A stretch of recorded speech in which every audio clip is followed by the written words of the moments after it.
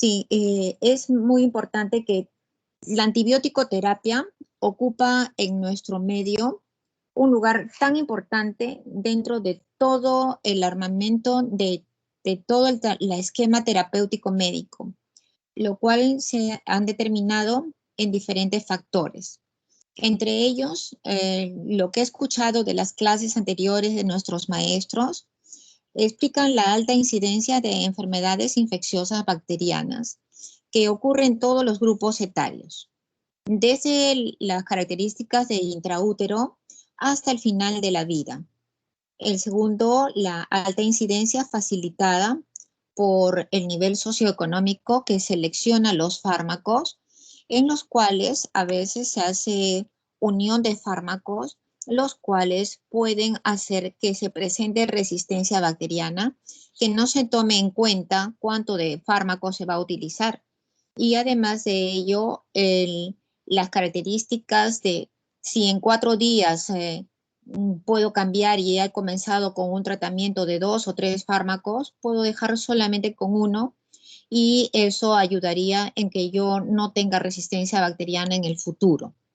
Así que por ello es trascendente que tengan en cuenta esto.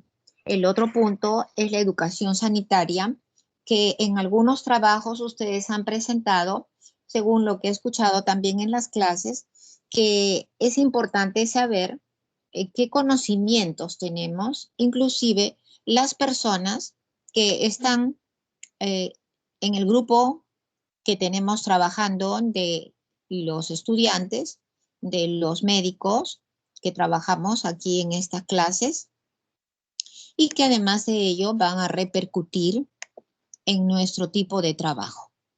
Luego, quiero mencionarles las características del saneamiento ambiental, especialmente para el caso de la Salmonella typhimurium, de las shigellas y el uso de fármacos que el día de hoy vamos a presentar.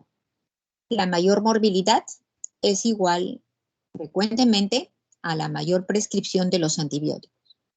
Y a mayor prescripción significa mayor información y formación. Y a la mayor información y formación quiere decir que nosotros tenemos que desarrollar una actividad científica que es el uso racional de los antimicrobianos. Entonces, como punto de partida, tenemos esto. Todo esto, lo anterior, hace que tengamos que obtener la mayor información acerca de todos los antibióticos, el lugar donde actúan, sus propiedades, las cualidades, el manejo terapéutico, el fin de lograr los mayores efectos benéficos con los mínimos efectos tóxicos, la menor cantidad de reacciones anafilácticas y los principios generales que ustedes tienen que tener en conocimiento. En la anamnesis debe ser exhaustiva, debe haber un examen físico sumamente minucioso y ahora que estamos en la etapa de la pandemia, debemos lo mínimo tener una telemedicina con teleconsultas, con imágenes, pueden activarse unas TICs que son con App Store, pueden tomar las fotos, pueden tomar las imágenes y lo más difícil es tener el examen clínico con nuestras manos y sin estetoscopio y desarrollar la agudeza visual, desarrollar la agudeza auditiva, la minuciosidad en el estudio de la historia clínica, tener el cuidado específico y la dedicación para utilizar la gestión de los 18 minutos o de los 20 minutos y en casos de psiquiatría 30 minutos o hasta 45 minutos. La anamnesis en el caso de lo que corresponde al uso de los antimicrobianos va a ayudarnos muchísimo en la patología específica que afecta al paciente. El diagnóstico etiológico nos va a dar la probabilidad de la entidad que es nosológica. La entidad nosológica es la que nosotros conocemos. Y esta entidad nos va a decir por qué, cuándo, cómo, dónde están las características de la enfermedad y qué enfermedad posee el paciente, el fármaco de elección. Cuando yo me pongo a estudiar la información internacional, tiene sus parámetros específicos, que es la experimental, es la clínica, es además de esto lo que corresponde a la epidemiológica, de la etiología genérica de todas las infecciones. Y debemos rectificar la información con la epidemiología bacteriana focal que se encuentra en el ecohábitat. La identificación del agente causal pueden hacerse, como ya ustedes han escuchado en las clases anteriores, mediante frotis de las secreciones, el cultivo, el hemocultivo, el urocultivo, el cultivo de las secreciones, el cultivo del esputo, las reacciones serológicas, determinar el lugar de la infección, la objetivación en el rol protagónico de la etiología de todas las infecciones. Por ello, vamos a ver que el paciente debemos tomar en cuenta lo que significa su edad, el sexo, el estado de nutrición, el estado clínico, el compromiso inmunológico, el compromiso de toda la fagocitosis, el compromiso, si existe, de la ozonización. Y el objetivo de los antibióticos es que ustedes deben de tomar en cuenta si debe llegar a una desnutrición del agente patógeno como efecto terapéutico. No causar daño en ningún momento al paciente, no exponerlo a riesgo. Ese es el objetivo del antibiótico. Y la destrucción del agente patógeno del agente es lo que ustedes han estudiado. La interferencia con la síntesis de la pared celular, el daño de la membrana citoplasmática, la síntesis de los ácidos nucleicos que está alterada, que el día de hoy vamos a realizarla, la inhibición de la fosforilación oxidativa en los antipalúdicos, la sustitución de metabolitos intermedios en la isoniazida, en el PAS. Nosotros tenemos en nuestras, las características de los ribosomas son, en las bacterias son 50S y 30S. Nosotros tenemos 40S y 80S. Entonces, los elementos de juicio a tener en cuenta para iniciar esta antibiótico-terapia, antes de contar con el cultivo, es el frotis, el criterio estadístico, la experiencia clínica y el criterio farmacológico. Es preferible la antibiótico-terapia simple, no la mezcla. Debemos tomar en cuenta la restricción, la rotación, la diversificación y la combinación. Una restricción significa utilizarlo para casos donde hay evidencias razonables de la participación o de la presencia de una bacteria. La rotación, debemos dejar actuar el antibiótico como un mínimo de 4 días antes de cambiarlo por otro. Si no, hace efecto. La diversificación es no dar en todos los casos similares el mismo antibiótico, pues puede crearse resistencia bacteriana. Y la combinación es dar antibióticos de tal forma que su efecto terapéutico se asocie, pero no en su riesgo terapéutico. Nunca asociar, por ejemplo, isoniazida más otros fármacos, o la peni con cloro si no tengo conocimiento y yo tengo anemia. Entonces yo debo buscar cuáles son las características. Quisiera tomarles en cuenta estos puntos que son importantes, que son 20 puntos antes de iniciar la clase en específico, ¿no? En combinación hay que tomar en cuenta los factores que son los procesos infecciones en los cuales existe riesgo vital, como en la septicemia, la edad, el defecto inmunológico, el uso de corticoides previo, la presencia posterior a una enfermedad eruptiva, las características de enfermedades reumatoideas o enfermedades puentes reumatológicos, el defecto fagocitario específico individual, las infecciones mixtas, la erradicación de las formas L de la bacteria para retardar la aparición de la resistencia bacteriana. Luego, los criterios que se deben tomar en cuenta para la asociación de antibióticos son no asociar el riesgo terapéutico, sino el efecto terapéutico. No interferencia de mecanismos de acción y precisar la interacción farmacológica. Debemos tener la exacta información y el concepto de los antibióticos de amplio espectro o de espectro ampliado.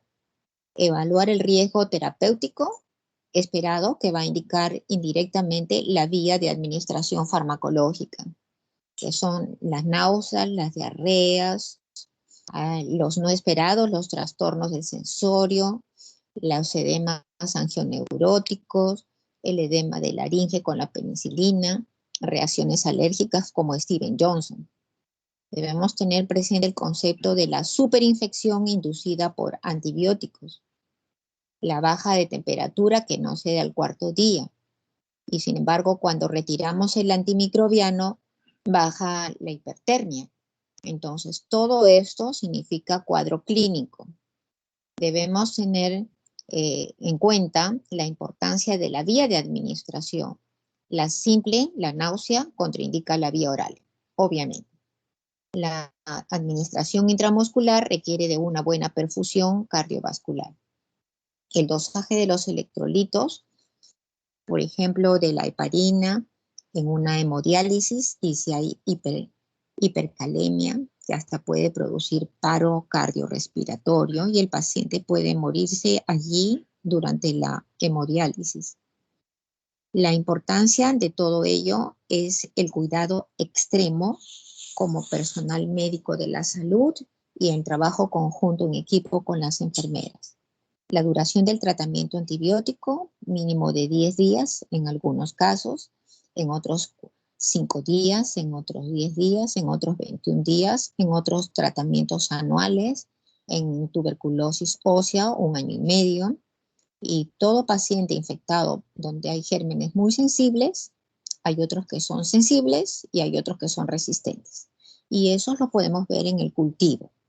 En 4 días se eliminan los muy sensibles, en 8 días los sensibles y los resistentes se hacen cargo los mecanismos inmunitarios del paciente o el tratamiento propiamente dicho de la infección y si llegó a hueso, a pleura, a zona de meningoencefalitis, si pasó las barreras placentarias, si pasó la barrera de la leche materna o si pasó la barrera de la hematoencefálica o inclusive en la barrera de la médula ósea.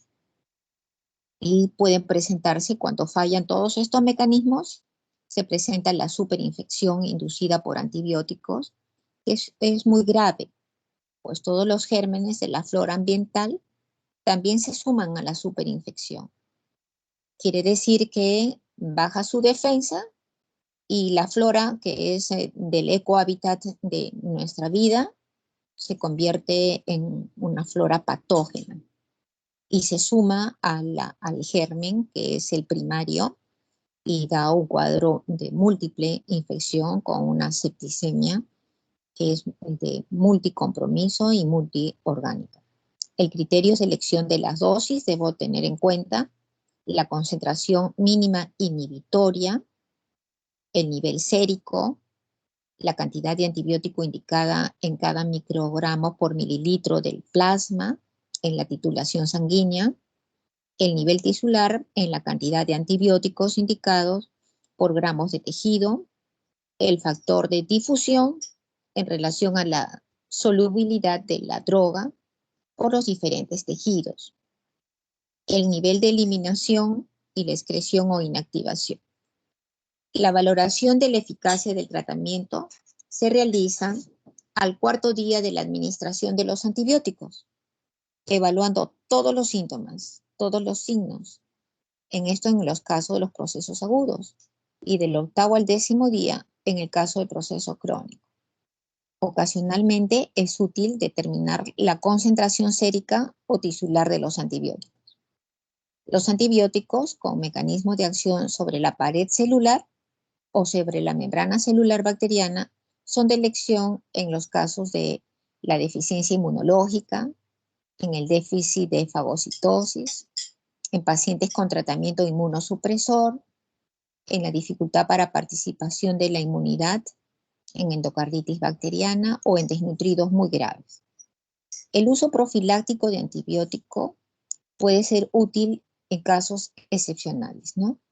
En las infecciones estreptocócicas del grupo A, en infecciones por meningococo relativo a la respuesta del meningococo a los antibióticos puede ser errática, a la exposición a sífilis, a gonorrea, a la prevención de la endocarditis bacteriana, a la quimioprofilaxis de la tuberculosis, a la diarrea del recién nacido por Escherichia coli tipo K29, y todas las colis son resistentes a las neomicinas.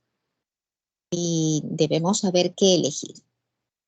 En los esplenectomizados menores de 4 años de edad, en las enfermedades crónicas y granulomatosas, en los susceptibles expuestos a difteria y pertusis.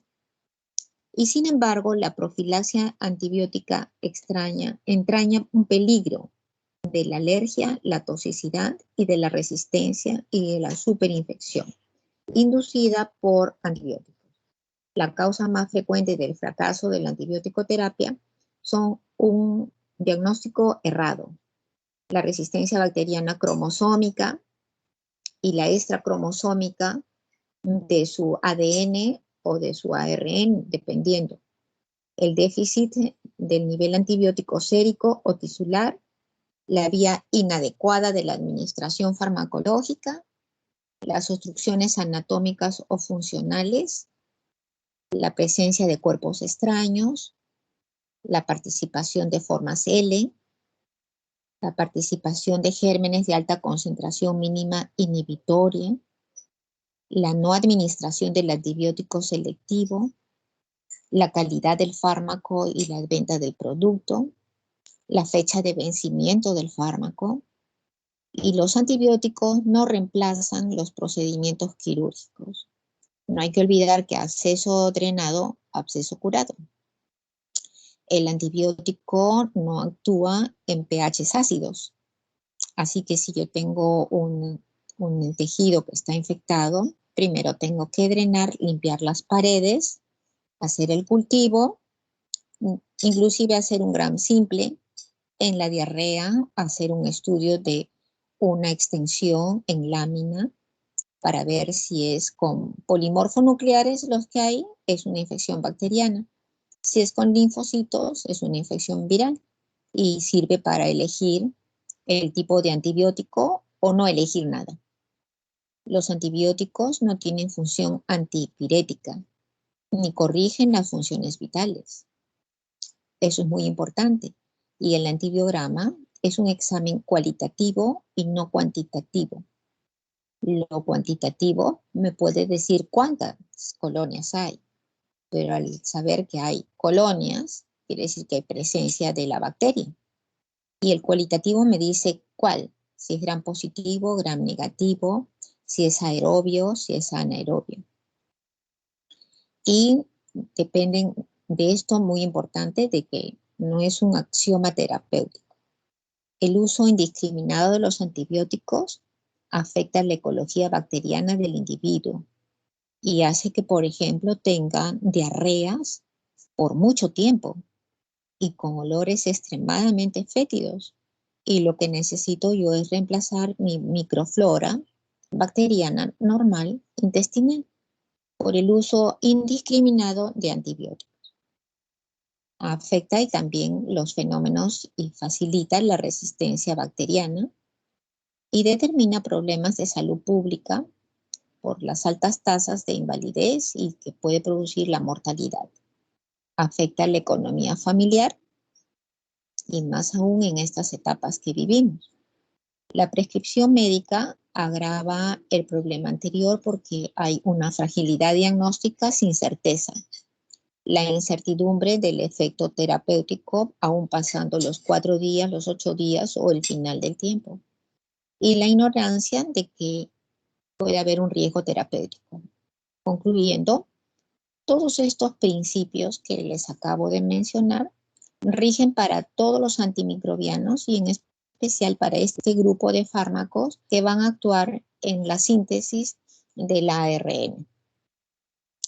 Debemos tenerlos siempre presentes, ya que nos permitirán el uso racional, el adecuado, aprovechando al máximo sus efectos terapéuticos, disminuir las reacciones adversas, que son las RAM, y proceder a hacer en forma contraria a lo mencionado, en vez de hacer lo mejor para los pacientes, va a crear un problema muy álgido que puede llevar a la septicemia, a las reacciones idiosincráticas que quedan como memoria en las células plasmáticas y a las alérgicas de sumamente presenta la gravedad. Quiero mencionarles y dar inicio a esta parte que corresponde a las tetraciclinas. El representante de las tetraciclinas son utilizadas hasta la actualidad, a pesar de que son antiguas.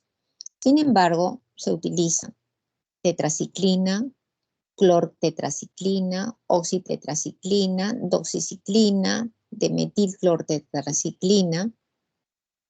Estas tetraciclinas, cuando son sometidas a una captación selectiva mediante el sistema de transporte activo de las bacterias que no poseen las células de los mamíferos, la tetraciclina se fija en forma reversible al ribosoma bacteriano, interfiere en el ARN transportador, al complejo ARN mensajero ribosómico.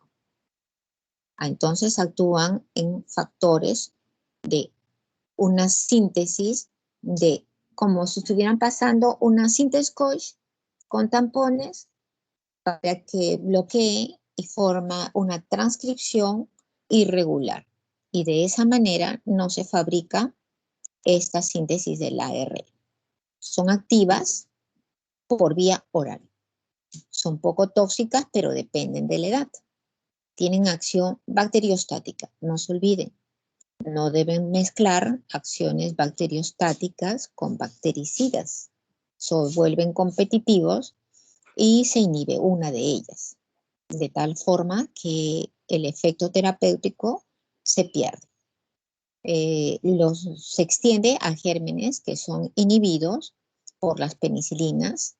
Actúan también en los hemófilos influenza, en la Pasteurella tularensis y en la Klebsiella pneumoniae, para no utilizar antibióticos que son de segunda, tercera o de cuarta generación.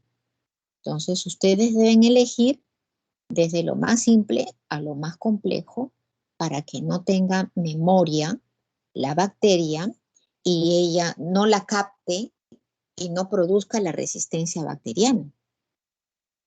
Esto ocurre y es muy importante en Klebsiella pneumoniae, en donde el paciente está en tratamiento intrahospitalario, se vuelve resistente, es altamente contagioso, se produce gran difusión en las chiguelas, que hay gran cantidad de diarreas, en la brucela, que cada día estamos comiendo quesos pasteurizados, para que no tengan ustedes la memoria ni la reacción de lesiones de brucela en los huesos, las riquecias, que son muy utilizadas en la actualidad.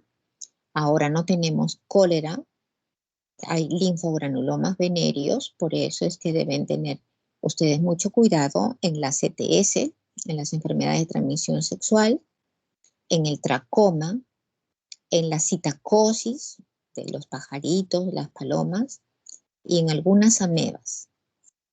Por ello es que ustedes deben saber que deben elegir. La siguiente, por favor, Vivi. El espectro de actividad es que deben poseer un amplio espectro de actividad frente a la bacteria. ¿Qué significa el amplio espectro? El amplio espectro significa que yo un fármaco lo puedo utilizar para varios grupos de bacterias, entre ellas gram positivas, gram negativas. Pero si yo utilizo este fármaco y me puede cubrir gran bacterias positivas y negativas, a menor costo posible, a menor exposición de riesgo, a menor memoria inmunológica, menor resistencia bacteriana, quiere decir que yo elegí lo correcto. Y al elegir lo correcto, quiero decir que estuvo efectivo. Hice un buen análisis, hice un buen diagnóstico nosológico y un buen esquema terapéutico. El esquema terapéutico se puede administrar en dosis por kilo de peso o dosis por metro cuadrado de superficie corporal, dependiendo del germen, ¿no? Si yo tengo un paciente quemado, en donde tengo gran exposición y pérdida de piel y tengo 40% de quemadura, debo saber qué fármaco, qué vía, la vía central, porque no tengo nada periférico. Y al no tener nada periférico, mi paciente entra en la unidad de quemados y si tiene quemadura de la vía respiratoria por inhalación, tengo muchos puntos en contra, especialmente aquel en el cual hay pérdida voluminosa de la albúmina. Y las albúminas y las proteínas pueden interferir en el traslado del fármaco. Y esto no ayuda en el efecto terapéutico. Entonces, nosotros debemos tener en cuenta el gram positivo y el gram negativo, así como el aeróbico y el anaeróbico. No olvidemos que tengo que tener punto de reparo mi ombligo. El ombligo es para gérmenes gram positivos, los que van hacia arriba. Hay también gram negativos, pero frecuentemente ocurre eso. Y del ombligo hacia abajo, hacia mi abdomen, son las zonas anaeróbicas y gram negativos. Entonces, la boca sí es una zona mixta. Tiene aerobios, tiene gram positivos, gram negativos, porque no hacemos una buena higiene de las piezas dentarias ni de las zonas interdentarias. El que sigue, por favor, Brit. La acción. Aquí yo voy a darme cuenta de que actúan en la síntesis de las proteínas, impidiendo la unión de transfer de R a ARN en su síntesis, en el complejo del ARN mensajero de los ribosomas de las bacterias. Son absorbidas a través de un canal gastrointestinal, como son de vía oral, dado que este canal es retrasado por el calcio. Entonces, si yo a mi paciente le estoy administrando calcio, voy a solo transportar el 10 al 20% de mi total de administración del fármaco.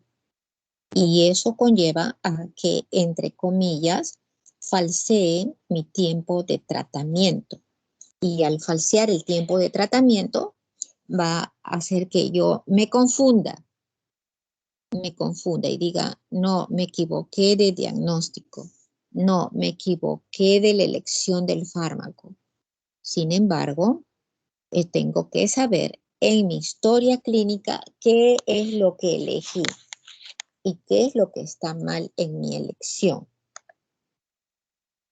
Al saber eso, yo tengo que saber también de que si yo utilizo leche en el mismo momento o hierro, se impide su absorción.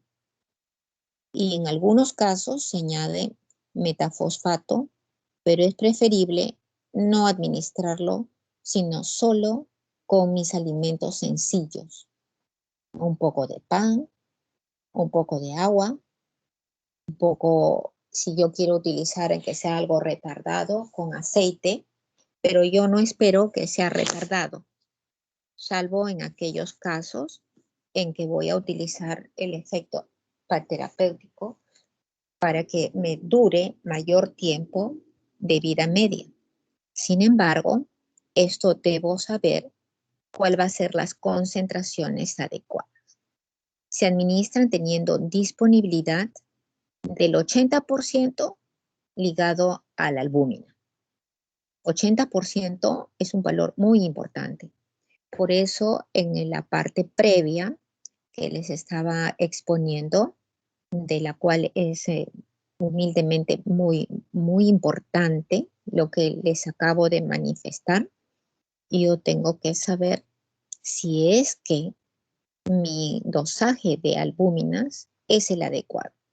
En enfermedades muy crónicas y en las desnutriciones, ya sea de marasmo es una persona muy delgada, y el kwashiorkor es aquel que tiene baja de albúmina menor de 1, en donde existe edema de miembros inferiores, ascitis, y pareciese que fuese gordo, pero no es así. Es desnutrido, crónico, con muy mal pronóstico. El marasmo crónico puede soportar, pero el kwashiorkor tiene edema y la descompensación de su medio interno y del medio externo del organismo se ve muy alterado. Estos fármacos atraviesan la barrera placentaria, atraviesan el líquido cefalorraquídeo y en las concentraciones menores, las tetraciclinas, son los valores muy altos y se eliminan por la bilis, por el sistema enterohepático, por las heces y por la orina. Entonces, elimino por el enterohepático, así que mi vesícula también debo valorarla si tiene litiasis, si tengo urolitiasis, y la deposición también. Debo saber si es que existe la diarrea y voy a ir monitorizando. La siguiente, por favor, Britney, si fueras tan gentil.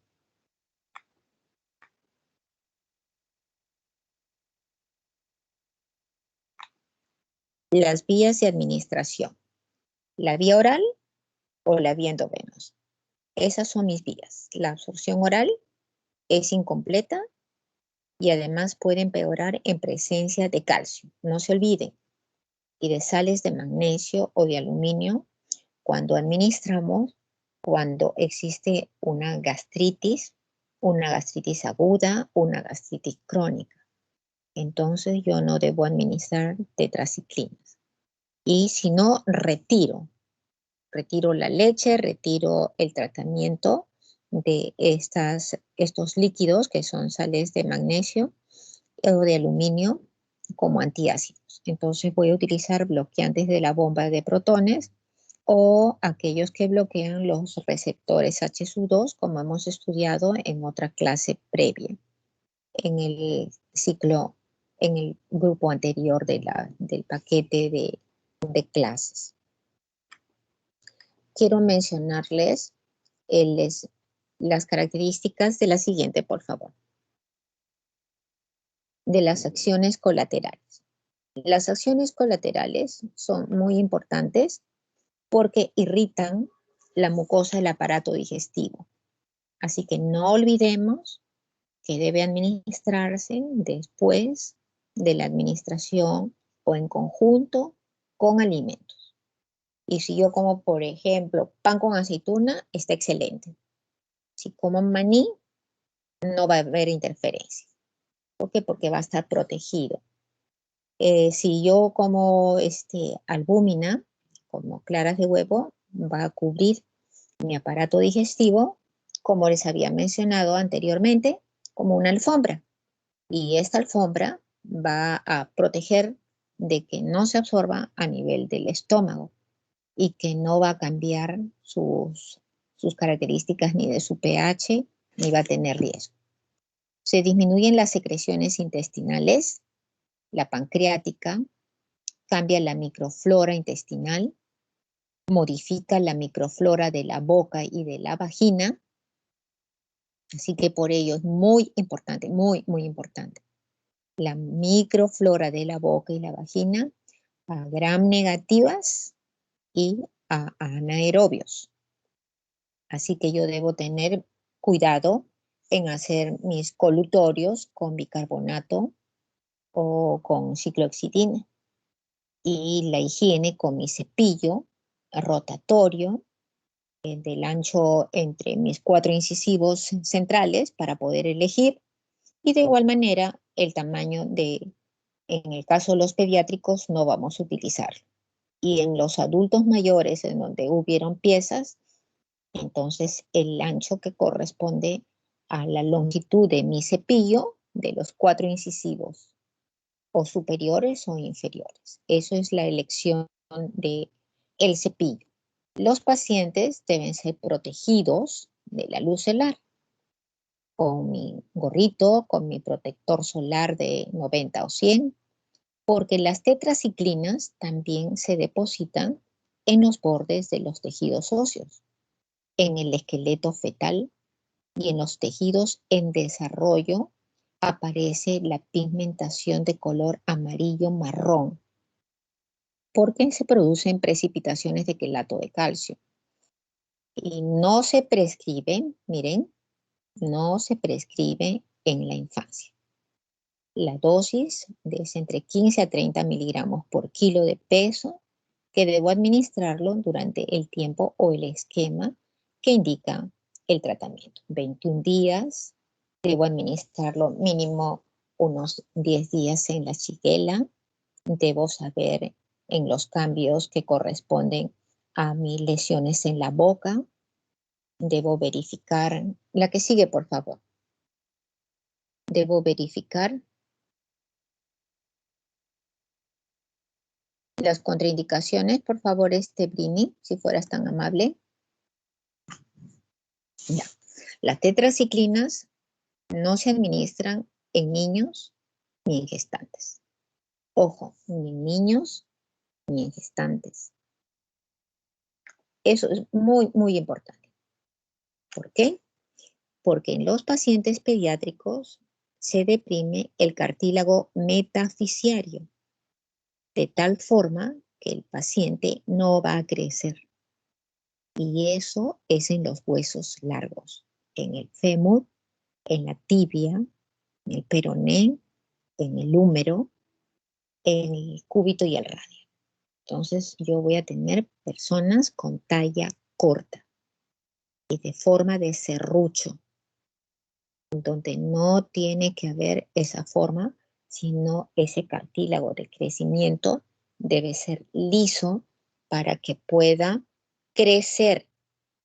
Ahí están todos los tejidos de crecimiento óseo y son irreversibles. Pueden producir una coloración anómala, dismórfica, amarillo-marrón en mis dientes, que no regresa al color perlado ni de marfil. Los dientes se vuelven en serrucho y eso tampoco se puede mejorar y solamente lo único que hacen es limarlo o el odontólogo solamente lo puede perfilar, pero puedo llegar hacia la dentina y voy a producir caries. Así que esto está con mucha evaluación de lo que ustedes deben tomar en cuenta. La resistencia a la tetraciclina se desarrolla en forma lenta, pero está actualmente muy extendida. En mayor cantidad de todos los casos, la resistencia se debe a una disminución en que no captamos el fármaco. Entonces, ¿por qué? Porque ya les he dicho que hay interferencias. Y estas interferencias, ¿por qué se desarrolla? A través de los plásmidos. Las bacterias inmediatamente dicen, ay, aquí aprovecho y digo, no voy a recibir. Se debe utilizar en cuidado muy extremo y que además de esto, yo debo saber cuándo, cómo rotar el fármaco. Estas tetraciclinas voy a utilizarlas en la brucela, voy a utilizarlas en las dermatitis por acné, Debo controlar con mucho cuidado en el cuadro del acné. Mejoran mucho cuando doy espironolactona. No se sabe a ciencia cierta el mecanismo y mejoran simplemente con espironolactona de unos 15 miligramos que se administran diariamente por larga data. La siguiente, por favor, Trini.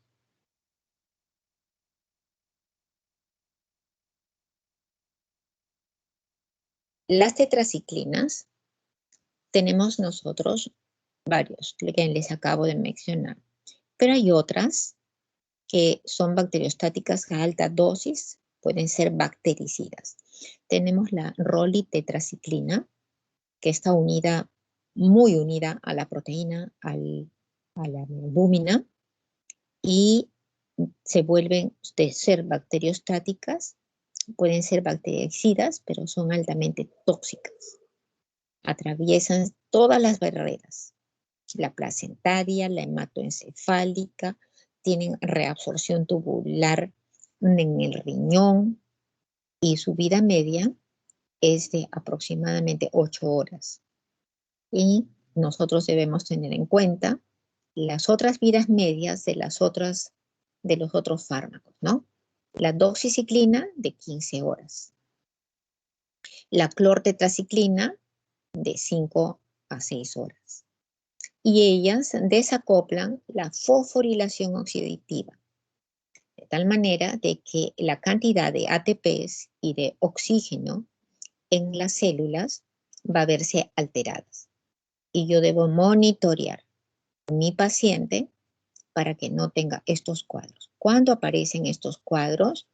El del cartílago metafisiario puede aparecer desde el 5.º día de tratamiento. Y yo puedo tener ya los cambios irreversibles a partir del día 10º, del día 20 días.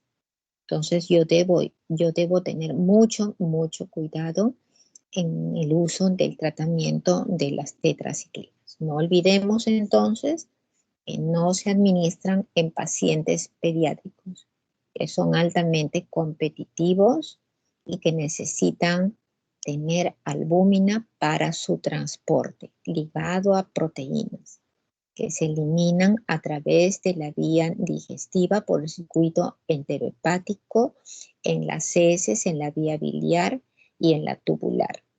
Debo utilizar como fármaco de elección sin antiácidos, salvo excepción con bloqueantes de receptores H2 y de bloqueantes de la bomba de protones. Con eso sí puedo yo administrarlos.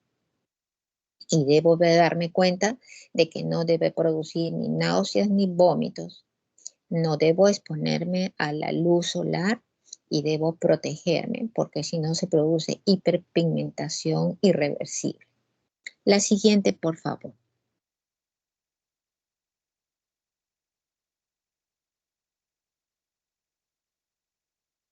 Britney, ¿me ayudas, por favor?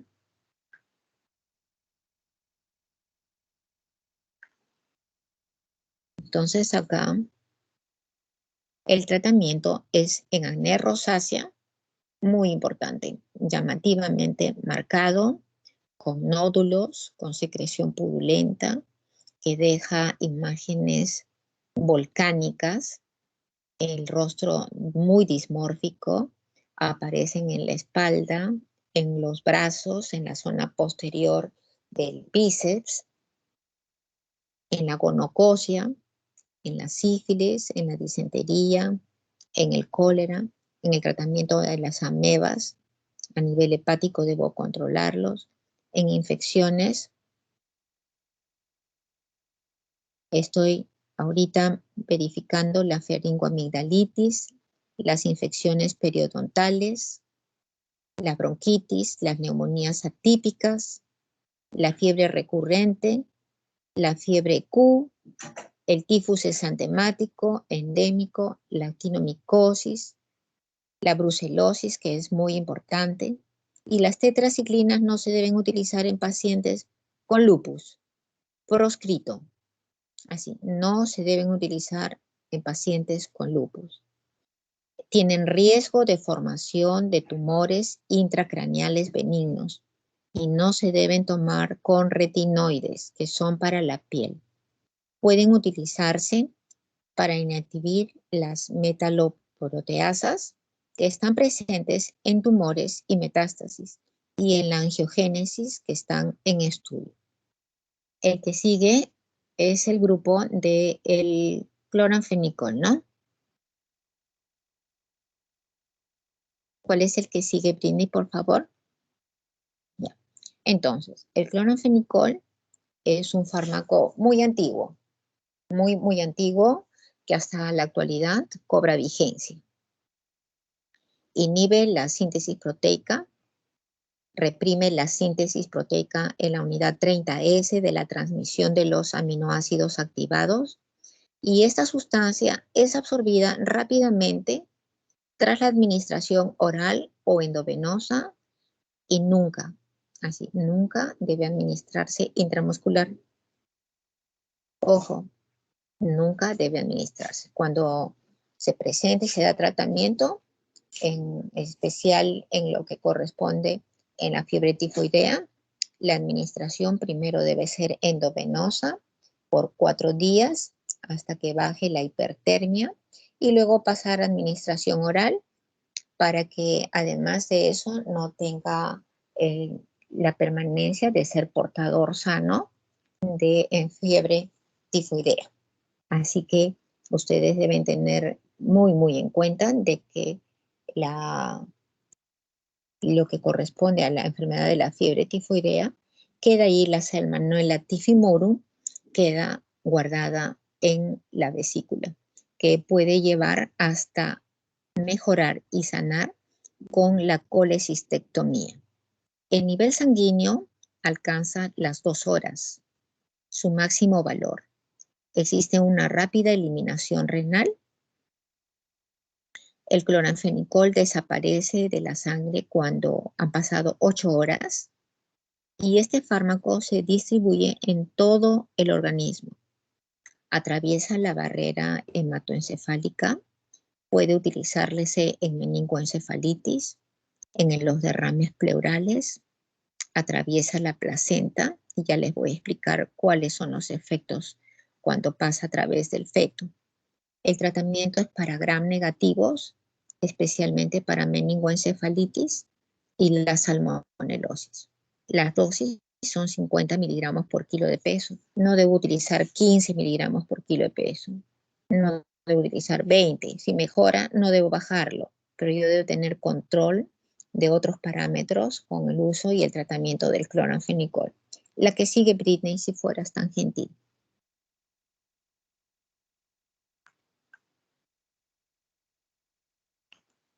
Las acciones tóxicas.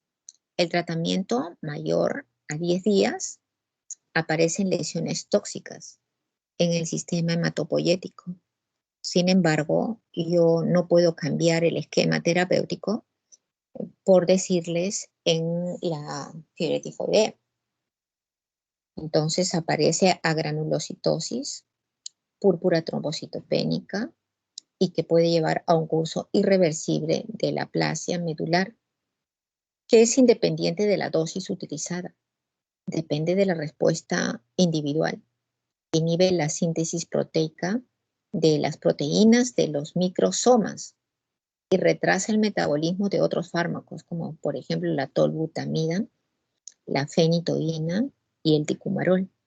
En los niños prematuros y en los neonatos aparece un síndrome gris, con dolor intenso abdominal, que parece un cuadro agudo, como si fuera una peritonitis, meteorismo, cianosis labial, cianosis en los lechos unguiales, colapso circulatorio periférico, inclusive si no me percato, puede llevar hasta la muerte.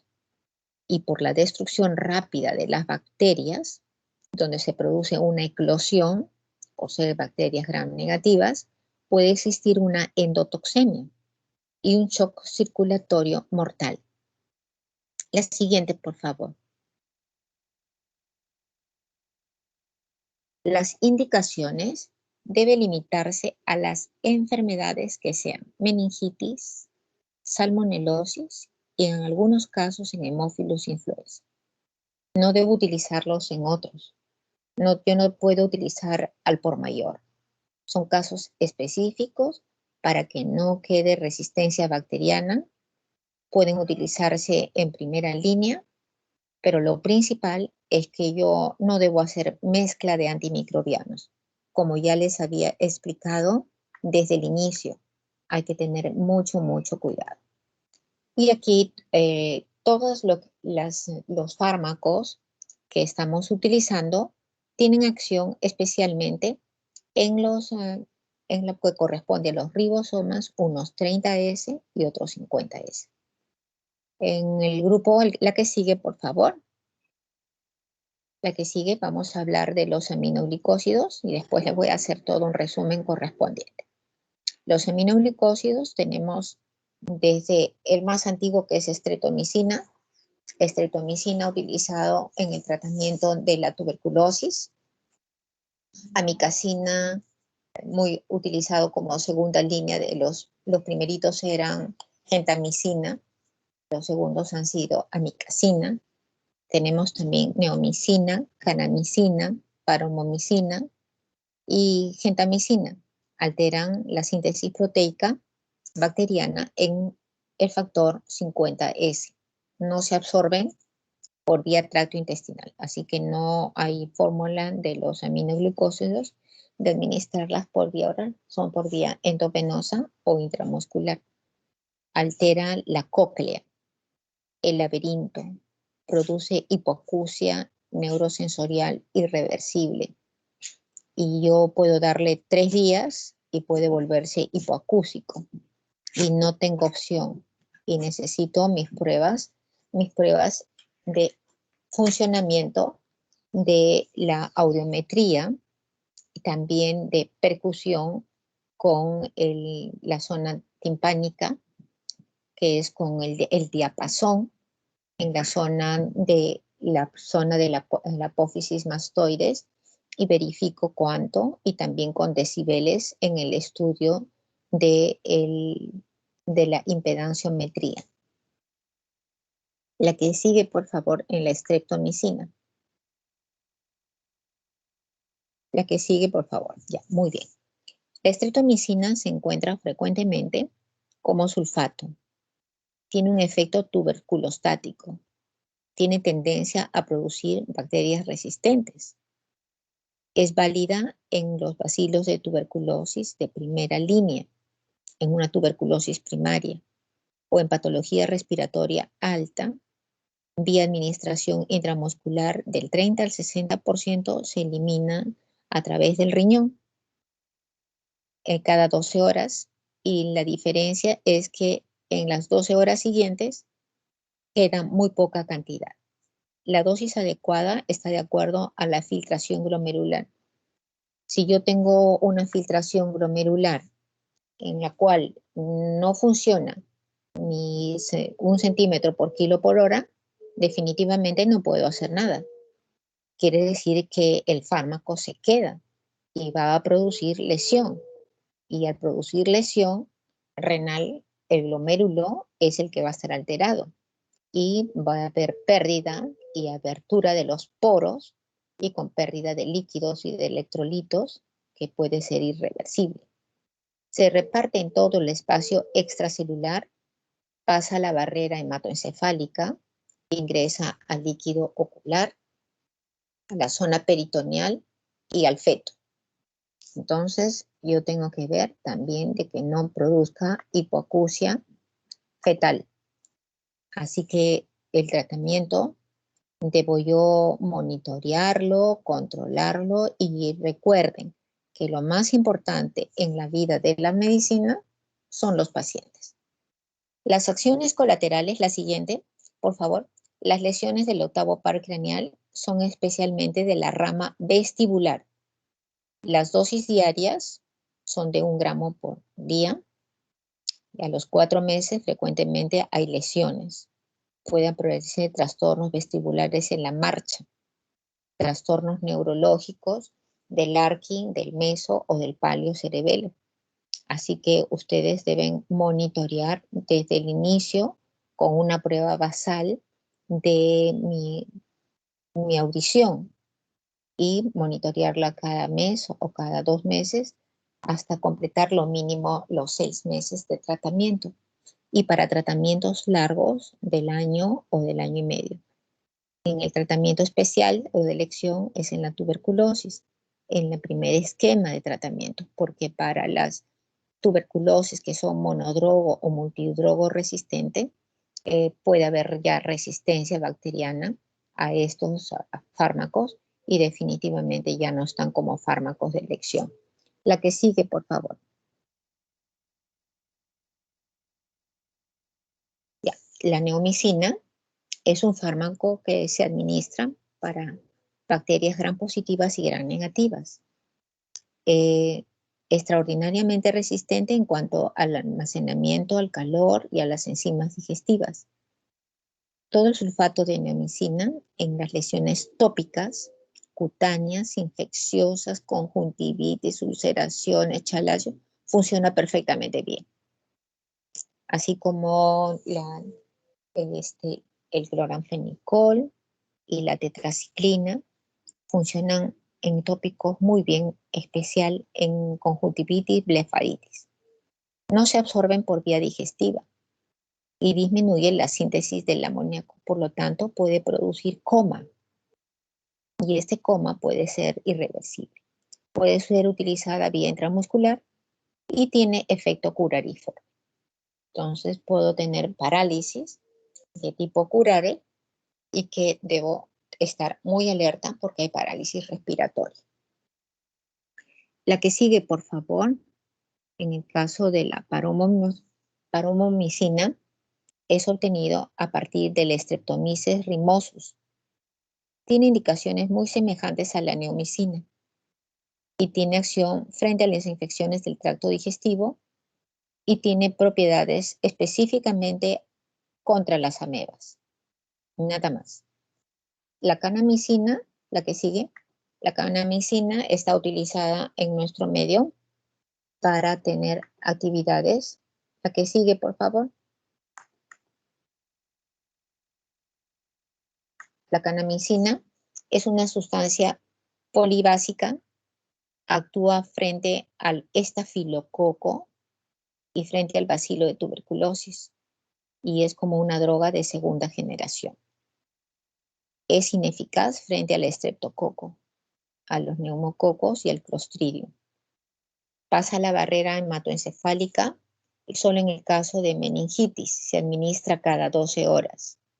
Las acciones colaterales producen lesión irreversible coclear y se debe realizar pruebas auditivas previas de control y las lesiones renales.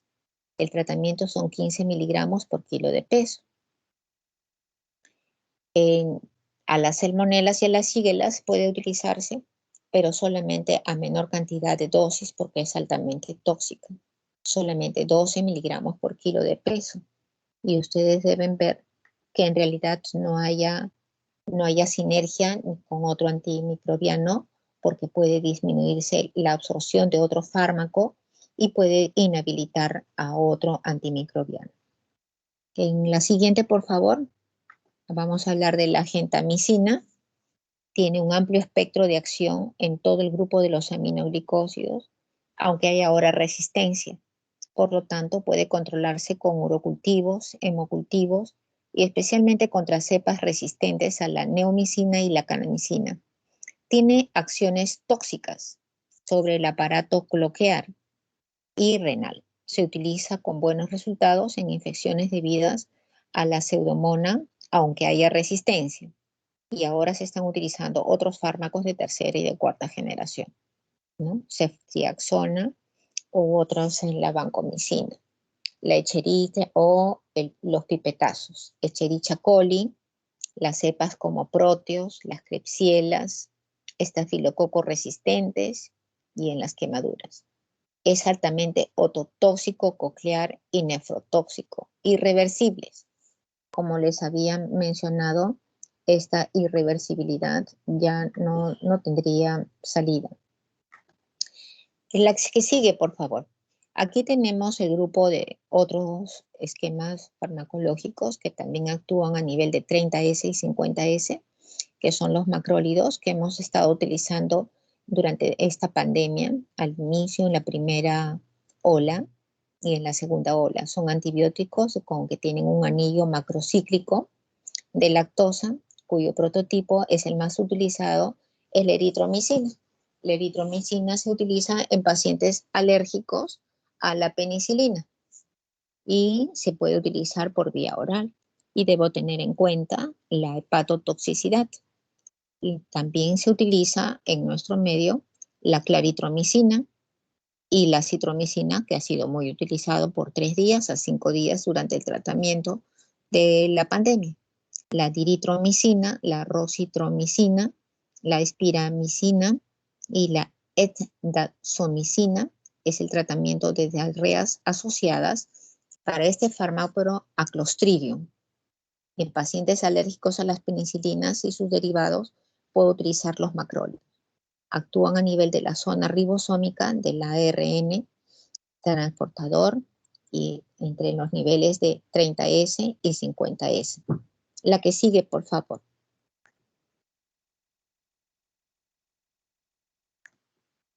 La eritromicina posee espectro antimicrobiano en vías respiratorias altas, en oídos, amígdalas, infecciones neumocócicas comunitarias, la Bordetella pertussis, que es el coqueluche, de 30 a 50 miligramos por kilo de peso.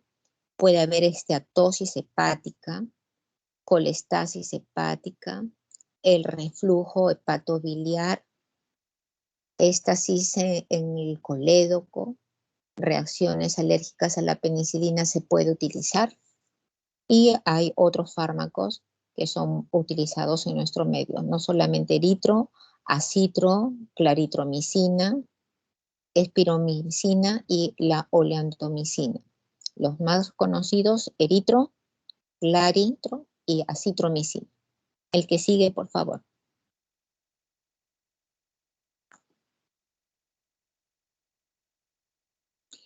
El tratamiento de enfermedades que sigue, tratamiento de infecciones comunitarias como son las neumonías extrahospitalarias, pueden administrarse solo hasta 5 días, con dosis única como máximo por día, y funciona en neumonía.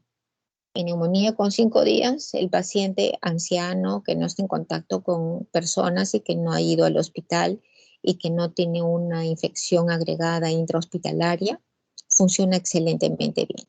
La patología del tracto respiratorio alto, administrándose en dosis única por 3 días y en neumonía 5 días. Y la patología amigdaliana, otitis, faringitis y bronquitis aguda, también se puede utilizar estos fármacos y con muy buena elección, a bajo costo.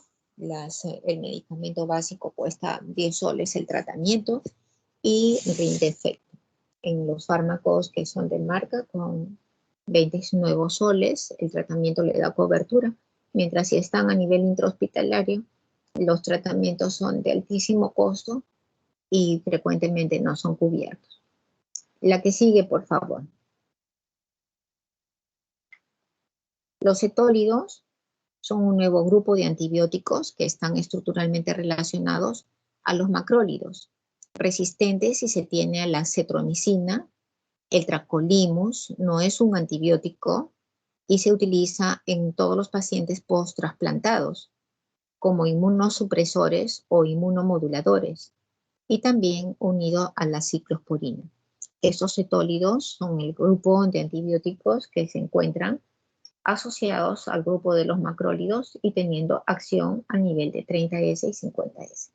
Entonces, quisiera saber que en especial ustedes pueden utilizar fármacos que son para gram positivos, gram negativos, en todo el grupo farmacológico, que casi todos atraviesan las barreras, la placentaria, la hematoencefálica, llegan a tejido óseo, son frecuentemente ototóxicos, nefrotóxicos, hepatotóxicos. El cloranfenicol, no olvidemos la acción específica que actúa sobre la médula ósea, y en esa médula ósea puede ser irreversible con aplasia medular, y esa aplasia medular es muy difícil porque necesitarían ser trasplantados de médula ósea. El grupo farmacológico, el que sigue, es la fosfomicina. La fosfomicina está utilizada en la actualidad para infecciones de vías urinarias como dosis única.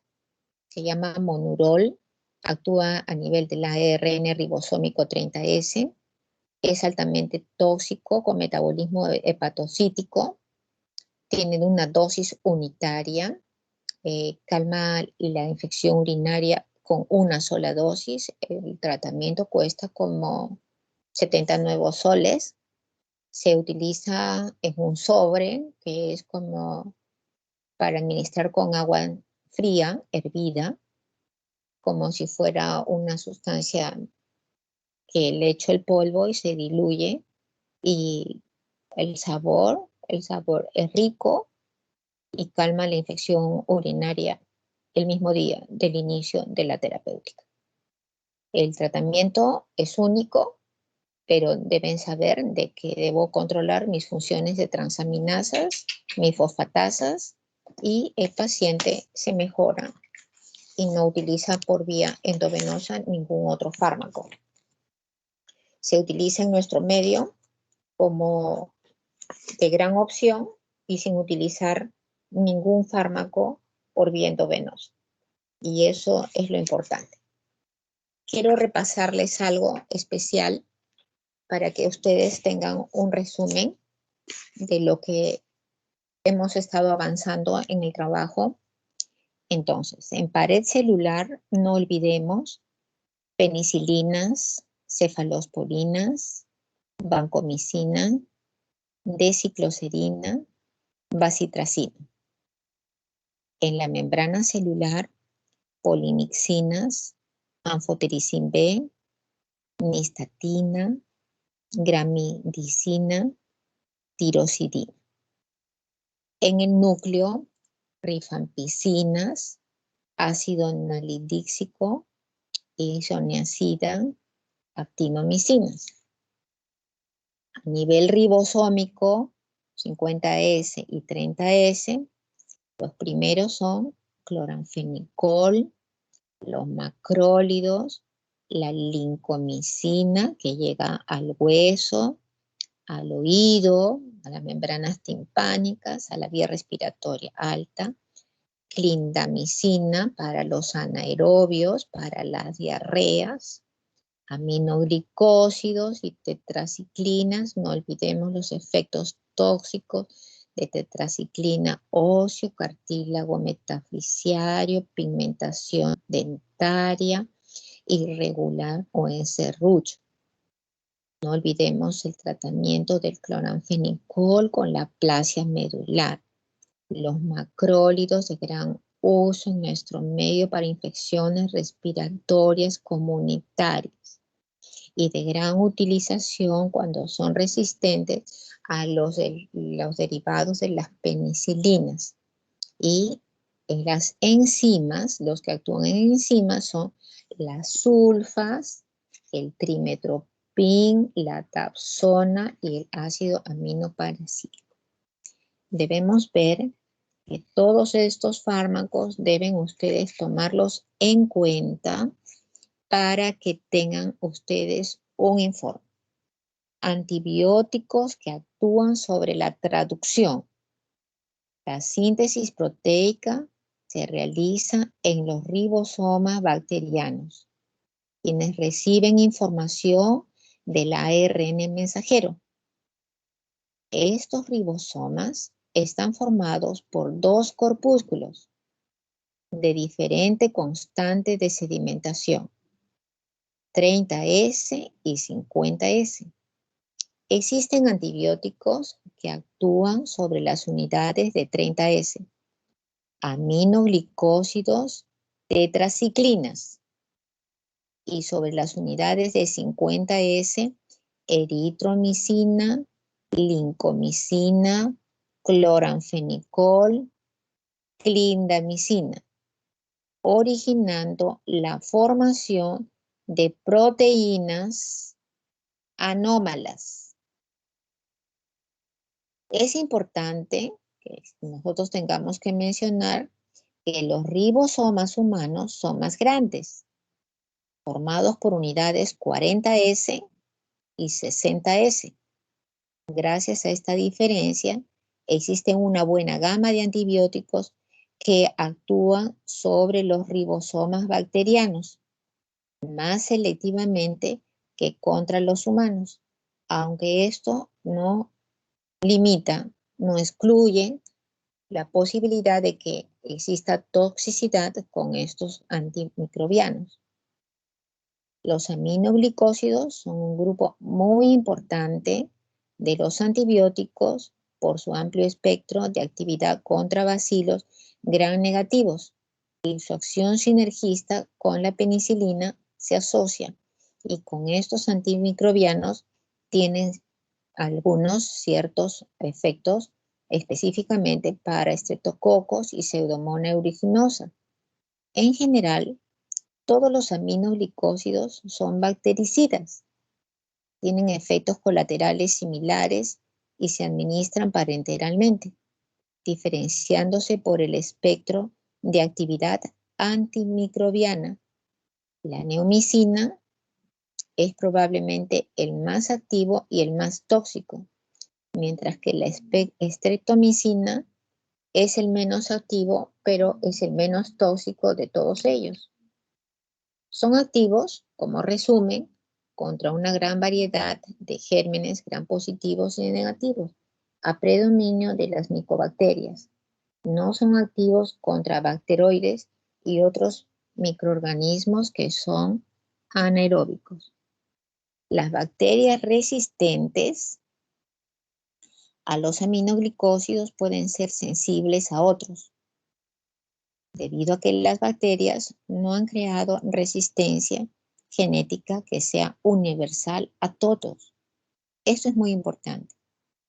De esto dependen dos hechos. Cuando se realizan los antibiogramas, hay que hacerlo para todos y cada uno de los aminoglicósidos existentes en el mercado. Contrario es lo que sucede con las cefalosporinas, donde una bacteria resistente a una de ellas lo es para todas. Aquí no ocurre esto. Se deben reservar los aminoglicósidos más recientes para emplearlo solo en aquellos casos de resistencia a los aminoglicósidos los más antiguos. Son pobremente absorbidos por vía oral, menos del 1% de dosis administrada, aumentando en aquellos casos con mucosa digestiva inflamada.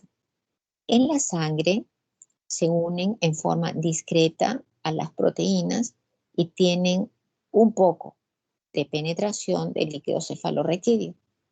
No es mucho. Son excretados sin cambios por la orina, debido a que su actividad es incrementada grandemente por el pH alcalino. La orina puede ser alcalinizada para máximo efecto en caso de infección de vías urinarias. La toxicidad, cefalea, mareos, vómitos, pueden ser signos tempranos de toxicidad.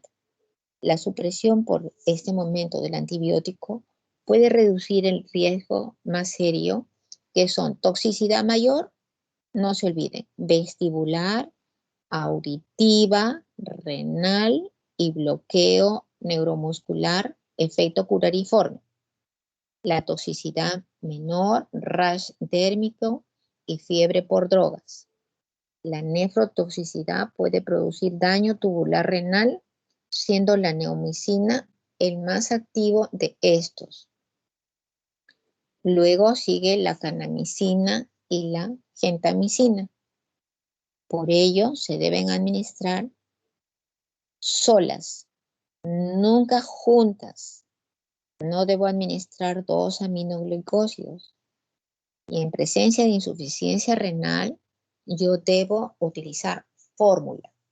Y la fórmula es la glucosa, la urea, la creatinina y el volumen de la orina que se elimina por hora. Ototoxicidad, todos pueden producir daño del octavo par, bien sea la rama vestibular, por ejemplo, estreptomicina, gentamicina, o la coclear, la de hidroestreptomicina, más frecuente en pacientes seniles o en niños muy pequeños y con deficiente función renal. El bloqueo neuromuscular son no despolarizantes, competitivos excepto la gentamicina, salvo cuando yo administro en dosis muy rápida endovenosa. El antídoto de este caso es la prostigmina y las sales de calcio, gluconato endovenoso. No olvidemos eso. Las interacciones farmacológicas, su actividad aumenta en pH alcalino, mientras que cuando son mezclados con heparina, solo se precipitan. Las dosis terapéuticas y las tóxicas son cercanas, especialmente en casos de gentamicina y dobramicina, lo cual debe tenerse un control minucioso al costado de mi paciente. La estreptomicina se utiliza hace aproximadamente 50 años. Endocarditis bacteriana por enterococo, en combinación con altas dosis de penicilina con estreptomicina. En la tuberculosis en combinación con otros agentes. En la peste que no hay, en la tularemia. En la brucela en combinación con tetraciclinas. O sola la tetraciclina o la oxiciclina o la doxiciclina. En endocarditis por Streptococcus viridans en combinación con penicilina G endovenoso. La kanamicina en infecciones con aerobios gram negativos, en los cuales no se sospecha de Pseudomonas aeruginosa como el causante. El modo de acción, lo que vuelvo a repetirle, a nivel de las síntesis proteicas de 30S, los codones del ARN mensajero son leídos en forma incorrecta, traslocada, dando lugar a una síntesis de proteínas bacterianas anómalas que producen la muerte de la bacteria. No se olviden, en tuberculosis se combina con tetraciclina en la brucela, UCIs en la peste y la tularemia, con penicilina en endocarditis por estreptococo. No olvidemos que la toxicidad guarda relación con la dosis diaria total, con la duración del tratamiento. Las dosis 2 gramos como máximo no deben administrarse por más de 2 semanas. La dosis es 1 gramo. Debe utilizarse o puede utilizarse 600 miligramos. Y debo utilizar como máximo 90 días, no más, no más. Tengo que yo ver y monitorear mis ramas vestibulares. Pueden producir rash cutáneo, fiebre, parestesias, vértigos, náuseas, y la nefrotoxicidad es menos frecuente comparados a otros aminoglicósidos. Pero no se olviden que atraviesa la barrera placentaria y puede producir ototoxicidad fetal. Chelas nuevas. ¿Perdón? ¿Sí? Entonces, aquí es lo que hemos avanzado con respecto a todo el grupo de todo lo que corresponde a los fármacos antimicrobianos que actúan sobre el grupo de el ARN. No olvidemos eso de 30S y 50S. No lo olvidemos, ¿ya? No utilizar en el lupus eritematoso. Las tetraciclinas, no utilizarlos en pacientes pediátricos. El cloranfenicol, no tener mucho cuidado en que puede producir alteración en la médula ósea.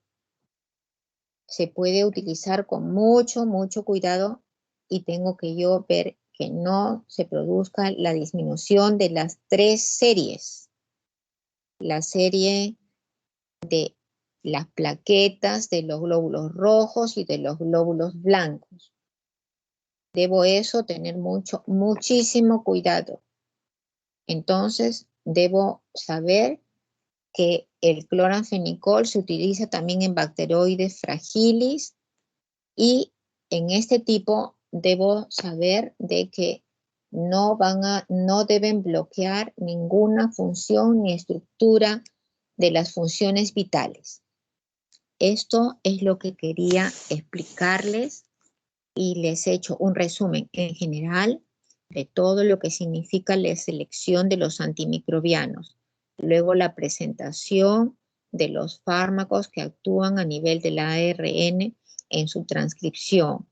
Los grupos farmacológicos que lo representan en 30S y 50S.